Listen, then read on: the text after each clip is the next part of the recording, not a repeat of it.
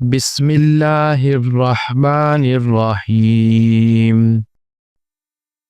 ایک مرتبہ رسول خدا صلی اللہ علیہ وآلہ وسلم مسجد میں تشریف فرما تھے اور لوگ آپ صلی اللہ علیہ وآلہ وسلم کے ارد گرد بیٹھے ہوئے تھے کہ 3 آدمی وہاں آئے۔ ان میں سے 2 رسول اللہ صلی اللہ علیہ وآلہ وسلم کے سامنے پہنچ گئے اور ایک واپس چلا گیا۔ راوی کہتے ہیں کہ پھر وہ دونوں رسول اللہ صلی اللہ علیہ وآلہ وسلم کے سامنے کھڑے ہو گئے۔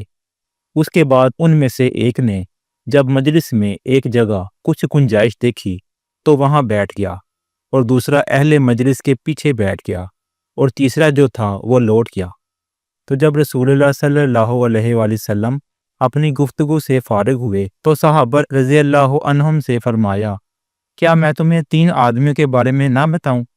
تو سنو، ان میں سے ایک نے اللہ سے پناہ چاہی، اللہ نے اسے پناہ دی، اور دوسرے کو شرم آئی تو اللہ بھی اس سے شرمایا کہ اسے بھی بخش دیا، اور تیسرے شخص نے منہ موڑا تو اللہ نے بھی اس سے منہ موڑ لیا۔